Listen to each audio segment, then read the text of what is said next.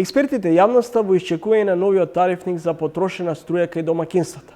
Професор Рубин Талевски од ФЕИТ, еден од авторите на така наречената тарифна шема.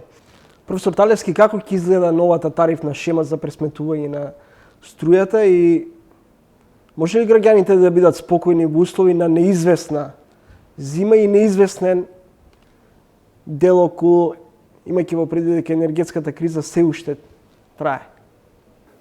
Не само што трае, ќе трае, не се знае само до кога.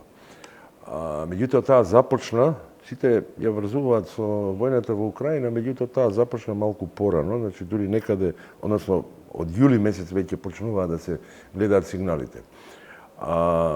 Идејата за воведување на блокови или така наречено скалесто формирање на цени за домаќинствата е заради високите цени што се на пазарот на електрична енергија и идејата е да се прати сигнал до потрошувачите, особено кај домаќинствата, за да порационално ја користат електричната енергија. Порационално користење значи воведување на овие мерки за енергетска ефикасност, пасивна или активна, значи ќе користите инвертери наместо обични греелки за греење кога станува збор, ќе користите фрижидери и други домаќински апарати кои што се со повисока енергетска класа или пак доколку можете ќе ја префрлите потрошувачката од висока во ниска тарифа, тогаш немате заштеда на енергија, ама имате заштеда во пари затоа што се уште и цената на енергијата во ниска тарифа ќе биде поевтина.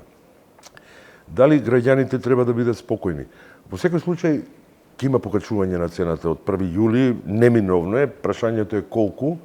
Се разбира, тоа зависи и од цената што Елем ќе ја понуди. Елем, ја го велам Елем, инаку тоа е ЕСАМА поново, што ќе ја понуди на универзалниот снабдувач. Граѓаните треба да бидат спокојни до таа мерка што тие што трошат помалку, значи ако се најдат во првите два блока, потрошувачка, и ако е потрошувачката или профилот на потрошувачка е приближно еднаков на оној просечниот во кај нас, за универзалниот снабдувач, секое наредно покачување од 1 јули натаму нема да го почувствуваат со иста мерка. Пример, ако цената на просечната цена на електричната енергија за универзалниот снабдувач или по која набавува универзалниот снабдувач се зголеми за 50%, тие што трошат некаде до кај 500 и не знам колку, нема да им се зголеми цената за 50%, нивто им се зголеми за 40%. Ама ќе се зголеми. Ја кажувам бројки колку само заради илустрација, не дека такви ќе бидат бројките. Сметам дека да појасниме, ако на пример сум потрошил 600 киловати по струјомер на скапа тарифа. Добро. Што ќе значи дека за претходно 400 сум поарчил претходниот месец? Ќе доплатам разликата од 200? Тоа значи ако вие во еден месец потрошите 600 киловат часови во висока тарифа, статистички вие отприлика 600, приближно ќе имате 600 и во ниска тарифа, така да вашата вкупна сметка ќе биде, односно вкупна потрошувачка ќе биде 1200, приближно. Сега, 210 ќе платите по цена од првиот блок. Дополнителни 210 до 420 по цена од вториот блок. Третиот блок е 630 киловат часови и вие почнува не, од 420 вие ќе платите разликата од 420 до 600, тоа е 180 по цена од третиот блок. Слично како што е концепт, како што беше концептот на прогресивен данок. Цената по блокови се плаќа само на разликата од претходните блокови, на разликата во потрошувачка. Како ќе плаќаат или колку ќе плаќаат така наречените елитни плаќачи на струја? Кои полнат базени, греат базени? Или се занимаваат со рударство? Или копаат криптовалути? Рударство, нели копаат. Кај нив значително ќе се зголеми сметката на струја, ако се задржи, се разбира, овој предложен модел на блок тарифи 210, 420, 630, тие ќе плаќаат можеби до 50% поголема сметка. Би плаќале. 50 и повеќе. 40 нешто и повеќе. Она што останува дилема е дали ова поскапување на струјата може да се контролира во услови на енергетска криза? Само да нема недоразбирање. Блок тарифите и сега се уште се анализираат после овие имаше две јавни расправи, дополнително имаше пресконференција во понеделникот регулаторна комисија за новинарите направи посебна средба. Овие блок тарифи не предвидуваат покачување на цената на струјата. Да, предвидуваат покачување за некого или за некој блок, меѓутоа во просек за првите 6 месеци од оваа година просечната набавна цена, се извинувам, на електрична енергија за универзалниот снабдувач 3,25 денари. На тие 3,25 денари уште 2,82-3 денари треба да се додаде за домаќинствата, така наречената мрежарина или тарифа за пренос и дистрибуција околу 2,82. Тие со овие блок тарифи тие пари треба да се обезбедат, тоа значи дека и во иднина тоа ќе може да се направи. Поинаку кажано, универзалниот снабдувач треба да земе од граѓаните одредена сума пари, со тие пари да ги плати фактурите на ЕЛЕМ, да ги плати фактурите како што и досега ги плаќа на електродистрибуција и се разбира има таму некоја маржа која што е определена со тендерот. Така што нема покачување. А да, некому ќе му се покачи. Се остава ли простор за манипулација со цената на струјата? Па имаше една дезинформација во јавноста, веднаш после првата презентација на овие блок тарифи, дека броилата ќе се читаат на 35 дена, што не е точно. Броилата, како и досега, ги отчитува за потрошувачите приклучени на дистрибутивниот систем електродистрибуција. Две бројки обично зема, берем кога станува збор за домаќинствата, потрошувачка во висока и во ниска тарифа во еден одреден период на читање, кој што е обично 30 дена, меѓутоа може да биде 28, 32, 3 дена и така натаму. Блок тарифите, границите на блок тарифите се намерно направени да бидат деливи со 30 и тоа значи дека ако во некој месец не стасал инкасаторот да ви прочита на 30 дена, ќе ви прочита на 35, тогаш ќе ви се зголемат границите соодветно за колку киловат часови дневно треба. Така што од тој аспект нема можност за манипулација. И меѓу другото, колку што јас разбрав, тој предлог да тарифите бидат деливи со 30, иницијално дошол од електродистрибуција од едноставна причина што тие стално имаат проблеми со граѓаните, дали им прочитале на први или на втори или на 31. Професор Талевски, вие велите дека со блок тарифите најголемиот дел од домаќинствата ќе плаќаат исти или помали сметки. Да. Така покажува статистиката. Тоа што значи? И тука имаше доста, како се вика, реакции од јавноста, па и од некои од експертите, дека границите се лошо поставени. Границите, пак ќе повторам, се 210 за прв блок, 420 за втор, 630 за трет. Цената во првиот блок е помала од цената сегашна. Сегашната цена е 7,32, тоа секој го знае. Цената во вториот блок е приближно еднаква колку сегашната, 7,32.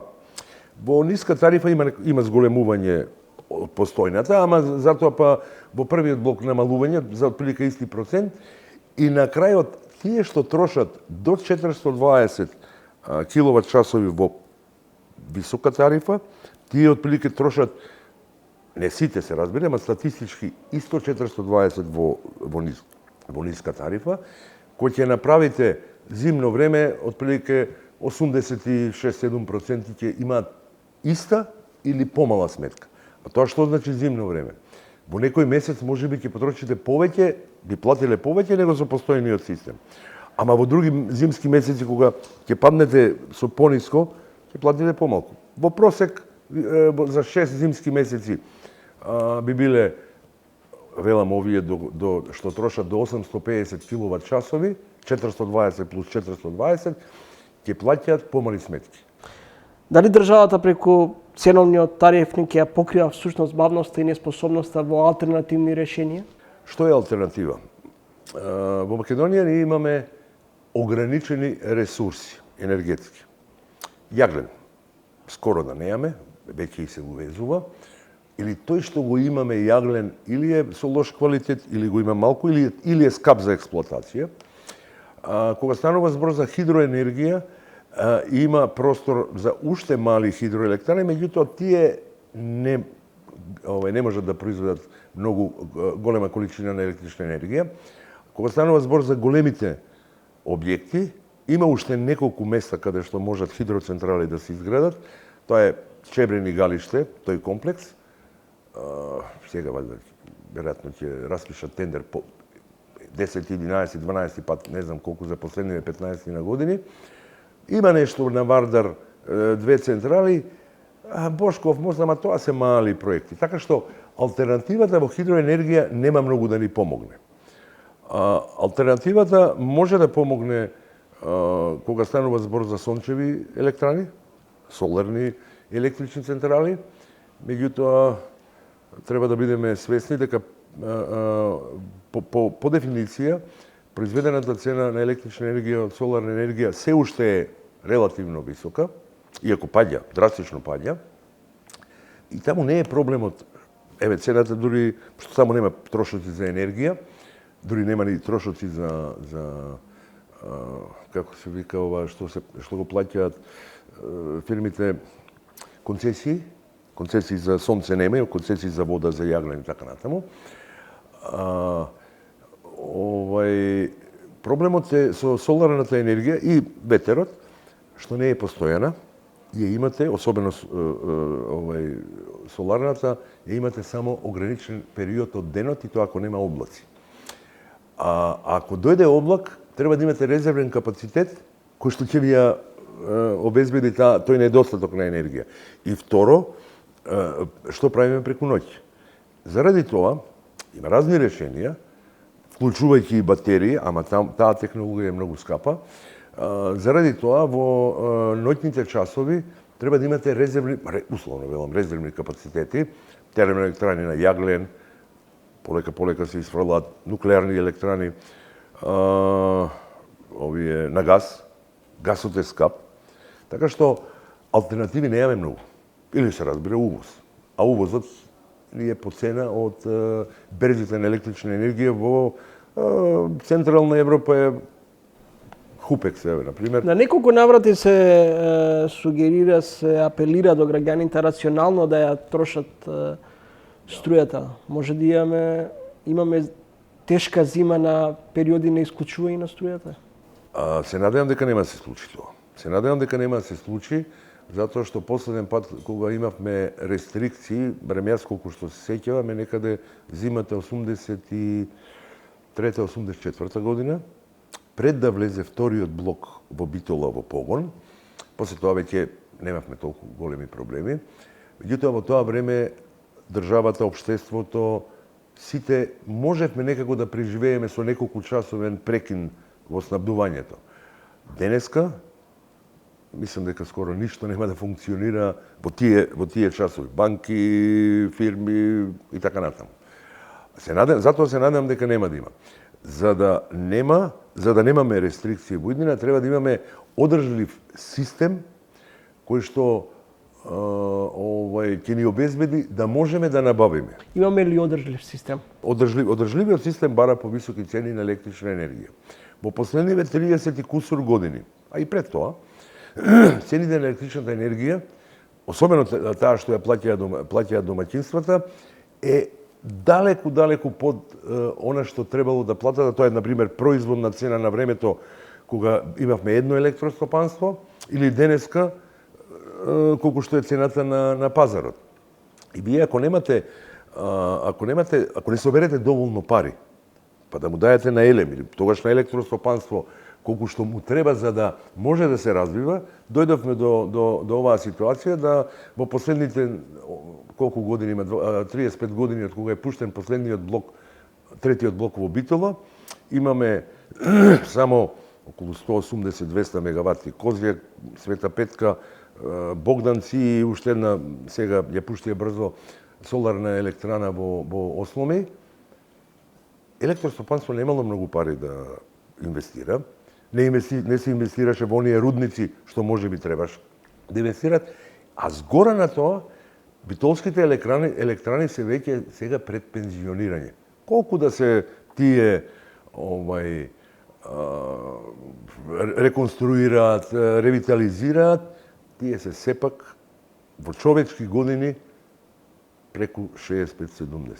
Само за ваша информација, не се сеќавам за кој блок станува збор, дали за првиот, вториот или третиот, меѓутоа некаде во 90-тите години, кога млади беа, значи млади, знаете во која смисла зборувам, тие блокови работеа со повеќе од 7000 часа годишно.